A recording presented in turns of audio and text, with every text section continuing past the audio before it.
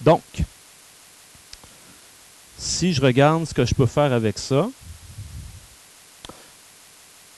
on part du fait que C2 égale A2 plus B2. Donc, quand je vais remplacer, je vais avoir 1 au carré égale 1/2 au carré plus, ben, mettons là, faisons comme si la racine de 3 sur 2, je ne le connais pas. Donc, je vais dire plus x au carré. Faisons les calculs. 1 égale 1 quart plus x2. J'ai envoyé moins 1 quart à gauche, donc je vais faire moins 1 quart. 1 moins 1 quart, 3 quarts. Et là, ce que je dois faire ici, c'est la racine carrée. Mais la racine carrée d'une fraction, c'est la racine du numérateur, qui est racine de 3, sur la racine du dénominateur, racine de 4, qui est 2. Regardez x. Voici la racine de 3 sur 2. Good. Maintenant, qu'est-ce que je dois en comprendre? Je reprends ces mesures-là. Faisons juste s'imaginer que je reviens dans mon dessin ici. Ça veut dire que j'ai un déplacement ici de 1/2, puis ça monte, ce côté-là ici, de racine de 3 sur 2. C'est pour ça que ce point-là, dans le plan cartésien, c'est 1/2 racine de 3 sur 2. Et là, ben, tout le reste, je le déduis par mes symétries. Ça va? OK. Je laisse l'espace exemple ouvert. On va revenir, on va aller faire le pi sur 6 de la même manière. Il va se faire très rapidement. Puis on revient sur les exemples. Bon, ben le pi sur 6. J'ai fait le même principe. J'en déduis que c'est un angle de 30 degrés que j'ai ici. Si j'ai un angle de 30 degrés et que ça c'est 1, ben mon côté opposé c'est 1/2. Puis là, ben, j'ai pas besoin de faire grand calcul parce que par la bande, c'est le même triangle que tantôt, mais il est juste inversé. Donc, je sais que j'ai racine de 3 sur 2 ici, par Pythagore. Ça va? Ah, OK. Ben, en fait, on se souvient que 180 degrés, ça correspondait à pi. Hein? 180 degrés, c'est un demi-tour, c'est pi. Alors, si j'ai pi sur 6, ça correspond à combien de degrés? Fais ton produit en croix, tu vas arriver, bang, sur 30. OK?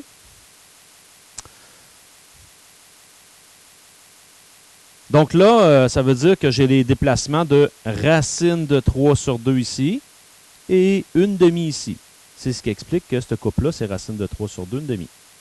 Et j'ai pris le temps de vous dessiner les bonds de 30 degrés pour bien voir ce qui se passe. Pi sur 6, 2 pi sur 6, 3 pi sur 6. Mais gars, si je vous dis 3 pi sur 6, on retrouve notre fameux pi sur 2.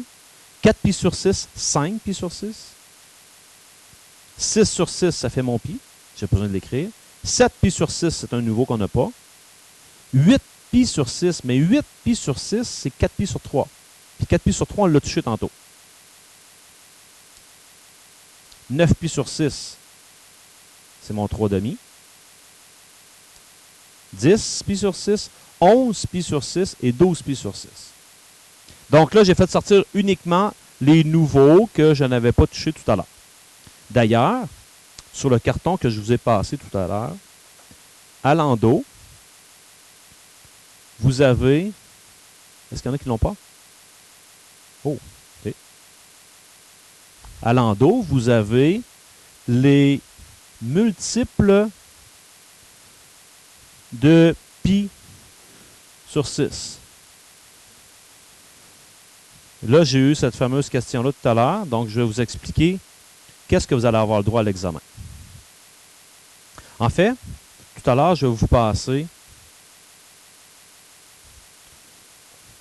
un cercle trigo qui est vide. Vous allez vous le remplir. Ça, vous ferez ça vraiment au propre. Ça va vous appartenir. Vous pourrez y mettre de la couleur.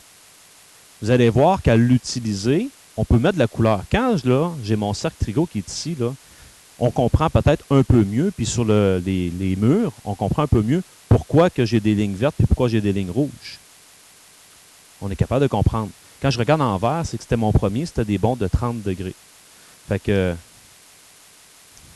j'ai mes symétries. Puis en rouge, c'était mon 45 degrés. Fait que par symétrie, j'ai été comme ça. Puis de la même façon en bleu. Puis vous allez être en mesure d'aller écrire toutes vos rotations, ainsi que leurs coupes correspondantes. Il nous reste une chose que vous aurez à mettre là-dessus.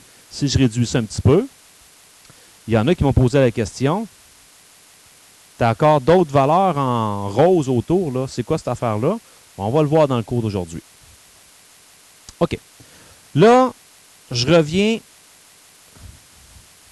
aux rotations de pi sur 4. On va même revenir aux rotations de pi sur 4, OK?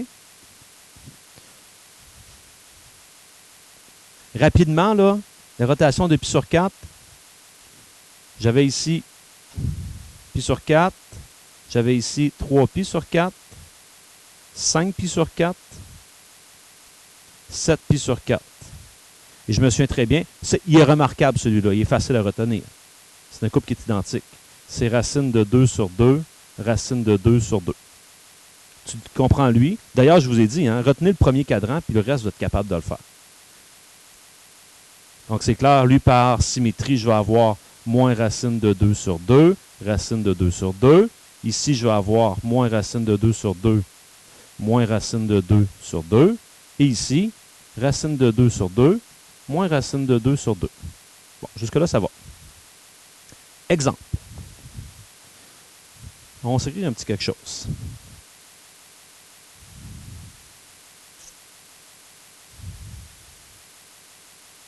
Pardon? J'ai fait la même chose que ici. J'ai fait Pythagore. D'ailleurs, on le fait dans la bulle ici. Puis j'ai travaillé avec un angle de 45 degrés et un rayon de 1. J'ai 1 ici, 45, 45. On avait déduit que c'est un triangle rectangle isocèle, donc j'ai x. Puis avec Pythagore, ça fait 1 égale x au carré plus x au carré, blablabla. OK.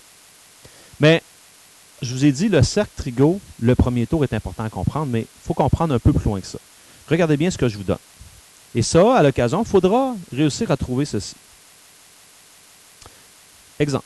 P de θ égale racine de 2 sur 2 moins racine de 2 sur 2. Si je vous donne ça, puis je vous demandais quel est l'angle de rotation, vous pourriez trouver ça assez facilement. Moins 45, ou on travaille en termes de pi, on dirait 7 pi sur 4, ou si on veut, moins pi sur 4. Mais on est ici. À quelle condition qu'on est là? À condition d'être, pas nécessairement, d'être dans le premier tour. Mais si je vous dis, et θ appartient à 2π jusqu'à 4π, oh, là, c'est plus la même valeur. Qu'est-ce que ça signifie, ça? En fait, on peut-tu dire qu'on est dans le deuxième tour? Ça, c'est ce qu'il faut déduire. Parce qu'un tour complet, c'est 2π. Et si on est dans le deuxième tour, donc, je vais prendre mon 7π sur 4. Ça, c'est lui qu'on avait déduit que dans le premier tour, on est là. Pas fois 2. Plus quoi? Plus 2π. Hein? Je vais avoir fait un tour. Et je vais lui additionner le restant pour revenir à là. Parce que je suis dans le deuxième tour. Donc, dans le fond, c'est ça plus 2π. Mais si vous voulez, c'est 7 pi sur 4 plus 8 pi sur 4. Donc, mon angle de rotation, là, c'est 15 pi sur 4. C'est là qu'on est. Mais ça, c'est le genre de problème que vous aurez à faire à l'occasion. Je vais faire le même genre de questions pour que ça devienne de plus en plus clair pour vous. OK? Donc, laissez-moi, s'il vous plaît, d'en faire 2 encore. Puis après ça, si ce n'est pas clair pour vous encore, on va prendre le temps de mieux l'observer. De la même manière, si on travaillait en pi sur 3, que je vous demandais de me trouver l'angle de rotation, tiens, je vous dis, P de θ est égal à moins 1/2 moins racine de 3 sur 2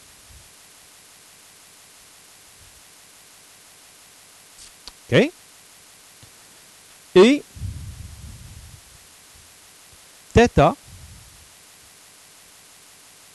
fait partie de ça. Moins 2 pi à 0. Qu'est-ce qu'on a compris? Un tour, mais on est parti négativement.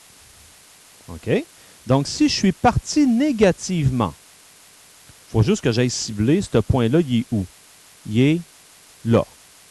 Mais attention, on est parti négativement, ça veut dire que je peux vous le représenter comme ça. Ça veut dire que je suis parti comme ça. Voilà. Je ne peux pas dire 4 pi sur 3. Parce que 4 pi sur 3, c'est si j'avais été dans l'autre sens. Donc, ça ici, ça correspond à moins 2 pi sur 3.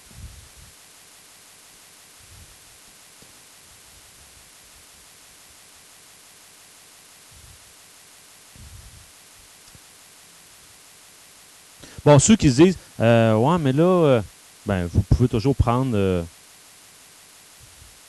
c'est un truc vite comme ça, là, mais il y a plein de trucs qui sont possibles. Il y en a que dans leur tête, ils ont une mémoire très, très, très visuelle. C'est qu'ils ont snappé les chiffres quand tu tournes positivement, puis ils ont snappé les chiffres quand tu tournes négativement, puis eux autres, c'est pas un problème. Il y en a d'autres, comme moi, qui vont dire, ben, j'aime peut-être avoir un truc. Ben, si j'avais tourné comme ça, rendu ici, je serais rendu à moins 2 pi. Un tour complet. Un tour complet, c'est moins 2 pi. Mais j'ai ciblé que j'étais rendu à 4 pi sur 3. Donc, j'en ai fait combien là, dans ce sens-là? Ben ça, c'est moins... Ça, c'est moins 6 pi sur 3. Lui. Plus mon 4 pi sur 3 que j'avais ciblé. Je retrouve mon moins 2 pi sur 3. C'est une autre façon de le voir. C'est une autre façon de le voir.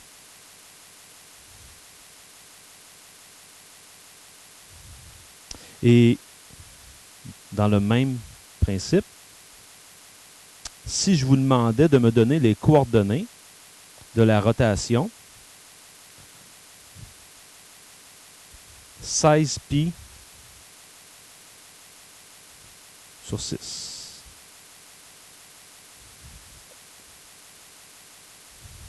« 16 pi sur 6. » OK, donc j'entends quelqu'un qui me dit ça, c'est la même chose que 8 pi sur 3. Ça veut dire qu'on a plus qu'un tour, parce qu'un tour complet, c'est... Voilà. Un tour entière, c'est 6 pi sur 3. Ça veut dire que j'ai un tour et un petit peu plus. Puis il me reste quoi? Voilà. Donc, je peux déduire qu'il y a un tour. Et il reste 2 pi sur 3 à faire. Tout le monde comprend ça? Bon, s'il me reste 2 pi sur 3, je m'en vais sur mon cercle, 2 pi sur 3. Ben, je suis rendu aux coordonnées. Moins 1/2. Racine de 3 sur 2. Alors, ce qu'il faut comprendre, je pourrais, avec vous, pendant toute la période, on se dit, OK, ah ouais, à tour de rôle, on en sort un. On voit tout. Puis là, quelqu'un peut s'amuser à faire un super gros chiffre. Ça va toujours revenir au même parce qu'on va éliminer le nombre de tours complets qu'il y a.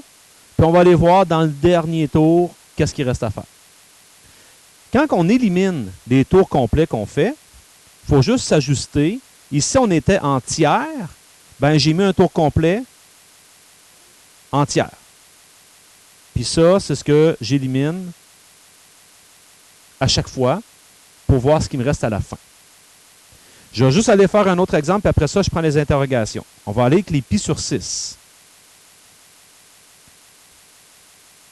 Donc ici, dans les multiples de pi sur 6, imaginons que je vous demande de me donner les coordonnées de la rotation suivante. Moins 29 pi sur 6.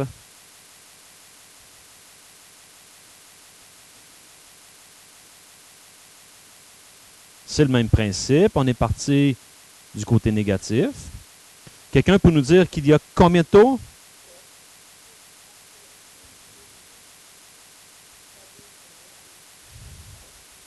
OK, donc.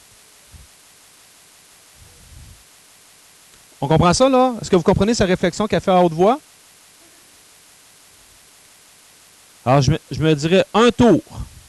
Un tour, c'est moins 12 pi sur 6. Bon, là, ici, je ne suis pas obligé de faire ma division pour comprendre. Je ne suis pas comme si j'avais 27, 28 tours. Là, je le vois facilement.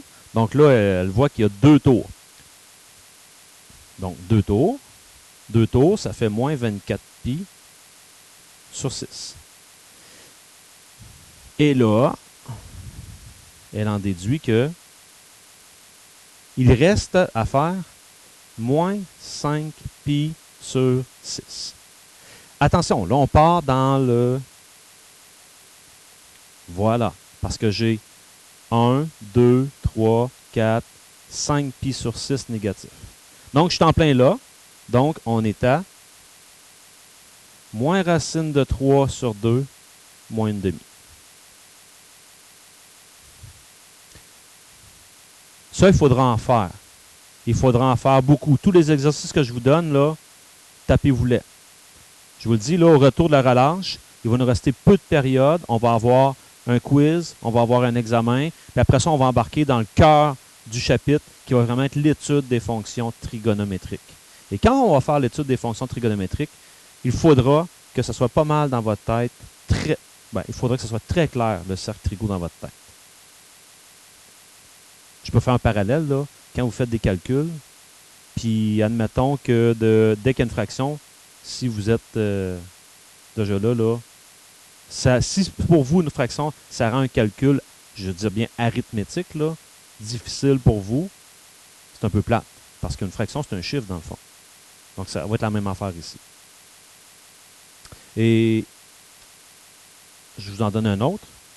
Si je vous demande, vous comprenez que quand je mets P de θ, ça veut dire que je suis en train de chercher quelle est la rotation qui correspondrait aux coordonnées racine de 3 sur 2, une demi. Bon, juste vous dire ça, il me manque de l'info. Avec ce qu'on vient de comprendre, on peut faire plein de tours. Je dois vous mentionner, et θ, je vais vous le mettre là-dedans.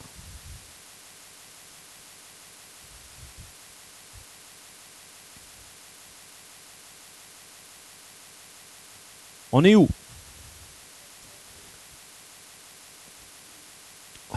Pensez-y. Myriam?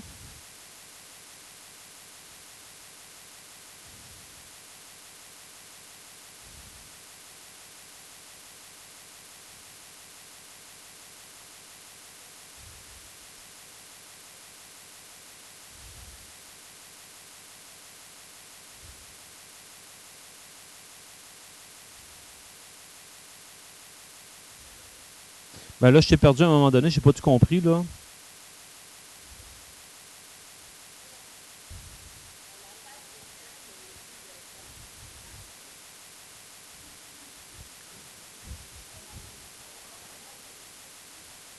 Troisième tour. On est dans le troisième tour. Tout le monde saisit? Et si je suis dans le troisième tour, eh bien, je peux tout de suite additionner 2 tours et prendre ce qui me manque. Parce que racine de 3 sur 2, une demi, c'est où cette affaire-là? C'est pi sur 6. OK? Donc, dans le fond, ce que j'ai fait 2 tours. Donc, j'ai fait 4 pi. Et, dans le troisième tour, pour me rendre à racine de 3 sur 2, une demi, j'ai additionné, en fait, j'ai fait une rotation de pi sur 6. Et si je veux savoir exactement,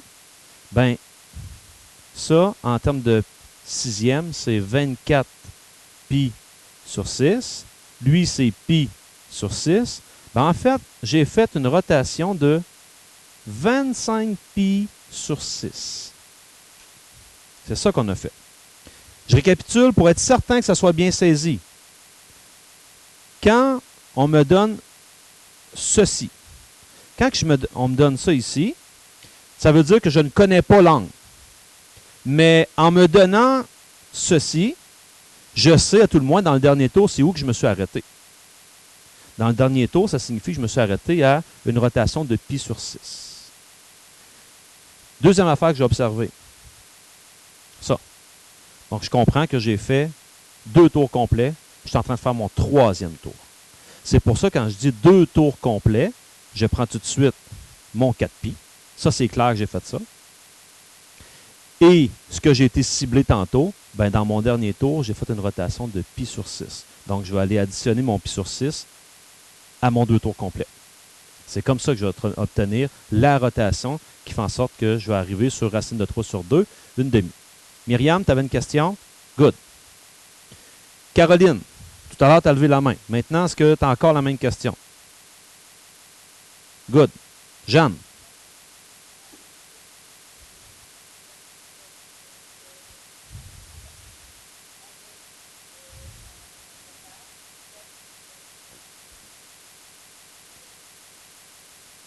Oui. Oui. Voilà. Ça se pourrait aussi, mais de moins en moins souvent. On poursuit. Donc, en fait, ce que je vais faire, je vais tout de suite vous... Et là, bien sûr, on est en cercle trigonométrique, donc ce qui est hyper important. Est-ce qu'on avait nommé quelqu'un dans la classe ici? Ou nommez-vous-en un, là, s'il peut y avoir quelqu'un là en physique. En physique, là, je dirais même 2 personnes.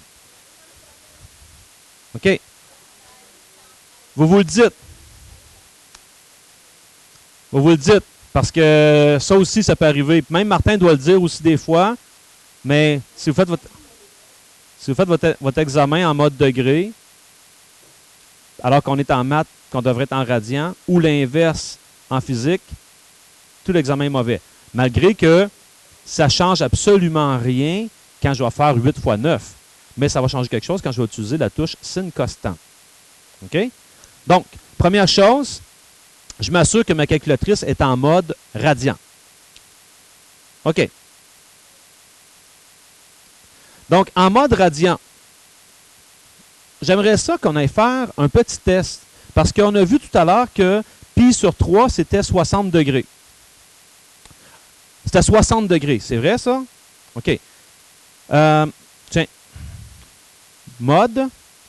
Commençons avec ce qui est plus familier pour nous, les degrés. On va se mettre en degrés. Ah, let's go.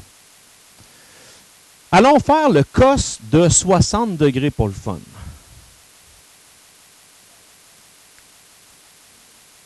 Point 5, qui est une demi. OK. Allons faire le sinus de 60 degrés.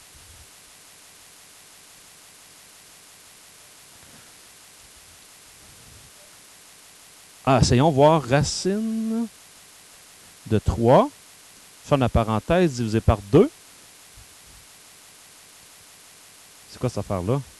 Si je fais le lien avec mon couple qui est ici,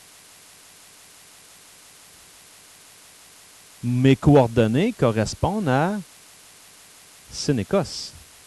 Allons faire le test si je me mets en radian. En radian, on va en faire un seul. Imaginons que je vais faire le cos. Alors maintenant, je suis en radian. Si je vais faire le cos, là, c'est sûr que je ne rendrai pas 60 degrés. Je suis en radian. En radian, 60 degrés, c'est pi sur 3.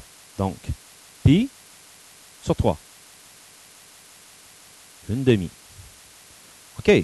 On commence à s'approcher des fonctions sin, cos et tan. Bon, on va aller observer ça un petit peu plus près.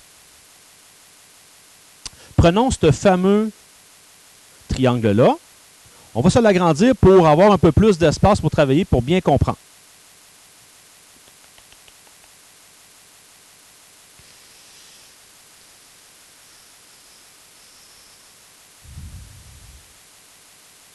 Donc, il ressemble à peu près à ça. Et là, je vais aller mettre de l'info dedans. Donc, qu'est-ce que je sais? Ça vaut une demi. Ça vaut racine de 3 sur 2. Lui vaut 1. Et je sais que l'angle qui est ici, en radian, c'est pi sur 3. Ça, c'est ça. Bien, on va comprendre pourquoi c'est comme ça. Parce que si je vous demandais de faire cos de pi sur 3, avec ce que vous connaissez, le cos, c'est adjacent sur hypoténuse. C'est une demi divisé par l'hypoténuse qui est 1. Ça donne encore moins une demi. De la même manière, si je fais le sin de pi sur 3, le sinus est opposé sur hypoténuse. Opposé, c'est racine de 3 sur 2, divisé par mon hypoténuse qui est 1. Ça donne encore racine de 3 sur 2. Et si j'essaie le tangente, tangente de pi sur 3. Je n'ai pas à vous rappeler le tangente, c'est opposé sur adjacent. Donc, opposé, racine de 3 sur 2, divisé par l'adjacent qui est une demi. Or, on se souvient que dans ce temps-là, il faut faire racine de 3 sur 2 fois l'inverse qui est 2 sur 1. Ça va me donner quoi, ça? Ça donne la racine de 3. Et là, permettez-moi de vous montrer de quoi d'extraordinaire. Vous risquez d'avoir des frissons.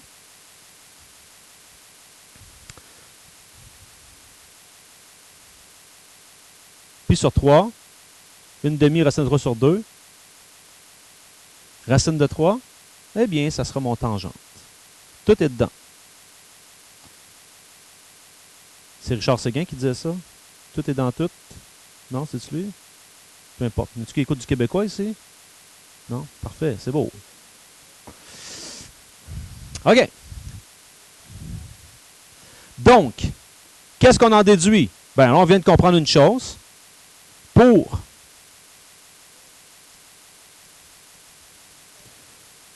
tout point trigonométrique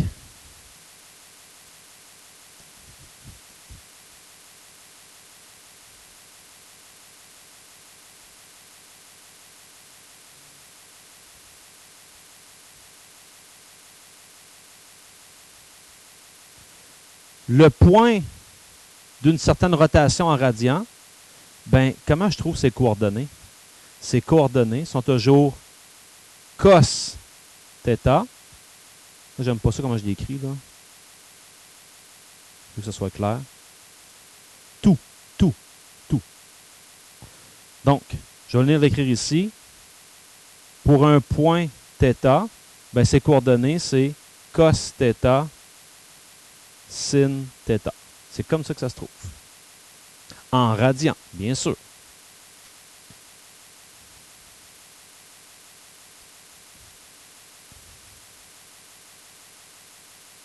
Et je vais ajouter une petite affaire que vous ne savez peut-être pas. Vous savez que le tangente d'un angle, c'est opposé sur adjacent. Mais moi, je vous dis que en trigo, on va travailler beaucoup avec le tangente de θ. Il faut savoir que le tangente c'est la même chose que le sinus sur le cosinus. Donc, je peux venir écrire ici que, je vais écrire ça comme ça. Pour n'importe quelle rotation, eh bien, j'obtiens le couple qui est le cos de la rotation, le sin de la rotation. OK. Donc, rapidement, si je veux appliquer ça, ça veut dire que lorsque j'observe ici un point donné et qu'on nous demande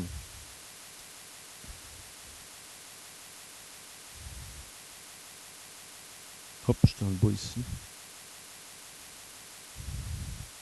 Je te donne une certaine rotation dans le cercle.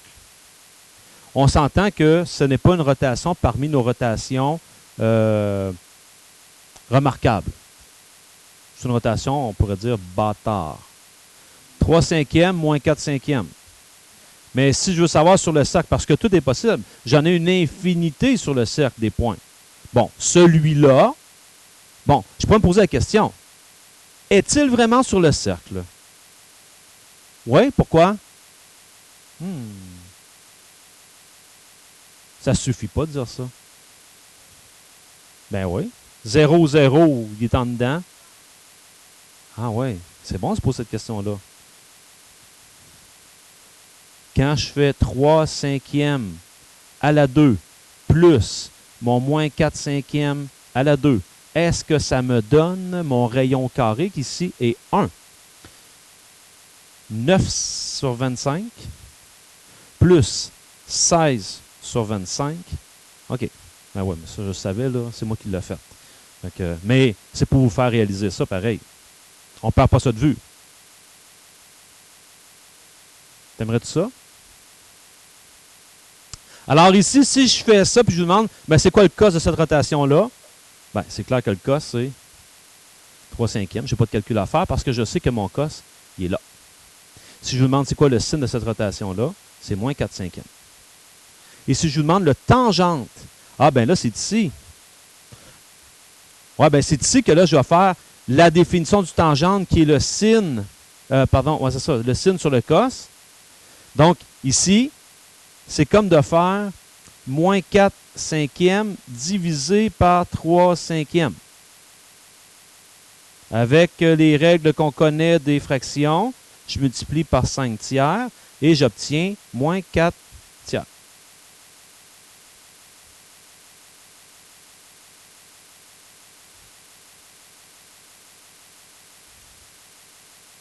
OK, je vous ajoute un autre exemple. Je vous donne la rotation pi sur 4, qui est une rotation de 45 degrés. La plus remarquable, tant qu'à moi, dans le cercle trigonométrique. Bien, celle-là, c'est racine de 2 sur 2. Racine de 2 sur 2. Elle est facile à comprendre, parce que si je demande de faire le cos de pi sur 4, bien, c'est racine de 2 sur 2. Faire le sin de pi sur 4, c'est racine de 2 sur 2. Et quand je vais faire le tangente de pi sur 4, ça va me donner quoi? 1. Pourquoi que Myriam t'a répondu si facilement que ça? 1. Myriam. Voilà. Deux nombres qui sont identiques. C'est bon.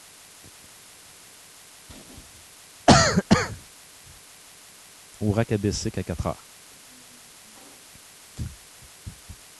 Non, mais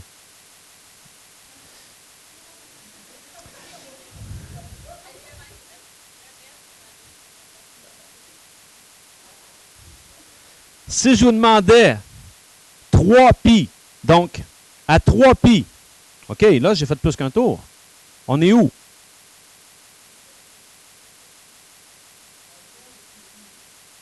Donc, je suis équivalent d'être comme si j'étais à pi. Donc, je suis à moins 1, 0. Là, je suis à l'extrémité.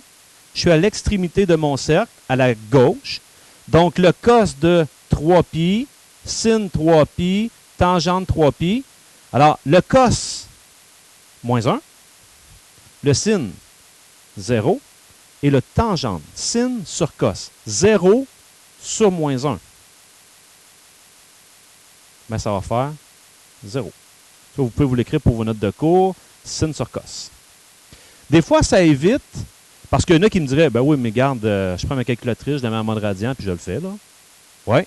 Mais moi, j'ai même pas besoin de faire ça, puis je le sais tout de suite. Parce que je connais la définition du tangente. On peut sauver du temps comme ça. Frédérica?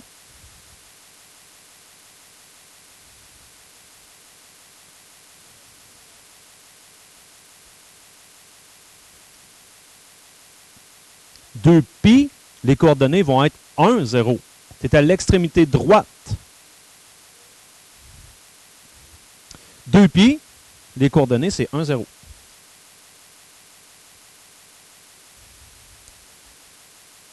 OK. C'est un angle de 0 degré ou de 360 degrés. On est à la même place. Vous êtes malade? OK. Ça, c'est plate à... C'est correct. On continue. Moins 29 pi sur 6. OK. Moins 29 pi sur 6. Bon, on l'a fait tout à l'heure, celui-là. Hein? On était à moins racine de 3 sur 2, moins une demi. En fait, pour vos notes de cours, là, si vous voulez faire une référence, là, c'est quoi la page? Page 11? C'est ça? OK. Fait que, on peut se l'écrire, là. Page 11. Fait que comme ça, si des fois vous révisez, ça ne marche pas, on va voir. Donc, moins 29 pi sur 6, moins 29 pi sur 6, moins 29 pi sur 6. Alors, le cos, c'est la valeur en x. Donc, ça va faire moins racine de 3 sur 2. Le sin, moins une demi. Puis le tangente, sin sur cos. Donc, je sais que j'ai à faire moins une demi. Je vais tout de suite passer à fois l'inverse. OK? Je ne sais pas si ça va trop vite pour vous, là. Je divise par le cos, mais je divise par une fraction, je vais multiplier par l'inverse. C'est-à-dire, je vais multiplier par moins 2 sur racine de 3. Moins fois moins, ça donne du plus. Les deux s'annulent, il me reste 1 sur racine de 3. Mais je ne peux pas garder ça comme ça. Voilà. Donc, on va multiplier par la fraction unitaire racine de 3 sur racine de 3, qui me fait racine de 3 sur 3. Juste pour voir si on n'a pas fait d'erreur. Tangente de ce point-là. Je suis dans le troisième cadran. Moins racine de 3 sur 2 moins une demi. C'est racine de 3 sur 3 qui est mon tangente. OK, j'ai deux questions. Frédérica?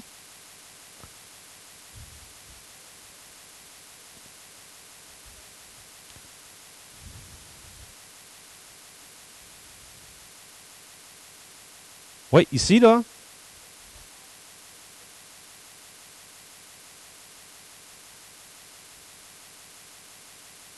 Fait qu'il y a des tangentes non définies.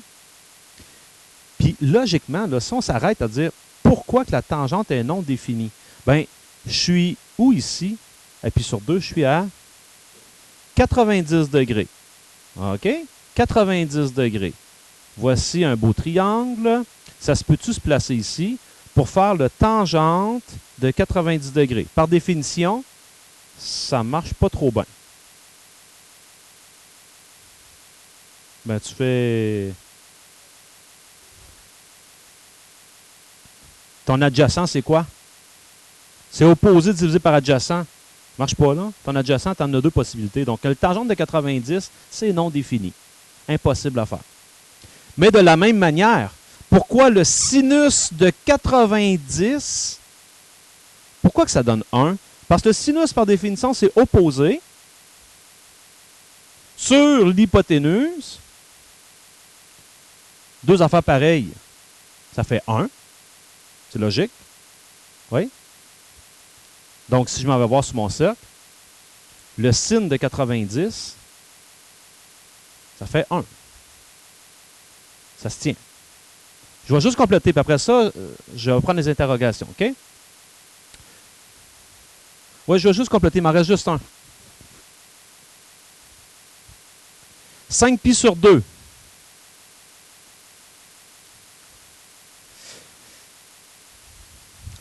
À 5 pi sur 2. On est où? Prenez votre cercle, essayez de voir ça. 5pi sur 2.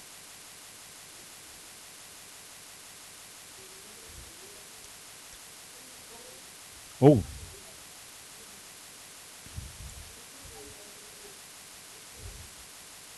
Tu es en demi, là. On est dans le deuxième tour. Un tour. 4pi sur 2. Il reste encore pi sur 2 à faire. Vous êtes en haut. On est là. Est-ce que c'est correct pour tout le monde? Pi sur 2, c'est pas un demi-tour, là. OK? Donc, si je vous demandais de faire, en passant, là, il se pourrait que la seule question, que je vous donne ça, calcule-moi cos de 5pi sur 2. Ben, le travail en amont, ouais, en amont, ben, vous devriez aller faire la réflexion. 5pi sur 2, je suis où dans mon cercle? Puis un coup, j'ai trouvé je suis où? Ben, avec mon cercle, je réponds directement. J'ai mes coordonnées. Alors, quand j'ai mes coordonnées, cos, sin. Donc, cos, 0. Sin, c'est 1. Puis le tangente, c'est le sin sur le cos. Et ici, sin sur cos, ça fait 1 sur 0. Puis 1 sur 0, non défini. Un E en envers, comme ça n'existe pas. C'est un symbole en mathématiques. Alors, je vais compléter avec deux choses. Quand on vous parle de cercle trigo, ben, à l'heure actuelle, quelqu'un qui te demande, le cercle trigo, c'est quoi sa règle? Ben, tu pourrais dire x carré plus y carré égale 1. Puis, on pourrait dire, et là, on apprend une belle propriété que, ben voilà, x, c'est quoi? C'est cos. Ça veut dire que c'est cos carré plus sin carré égale 1. Et je vous garantis, rendez-vous au pavillon Marie-Victorin.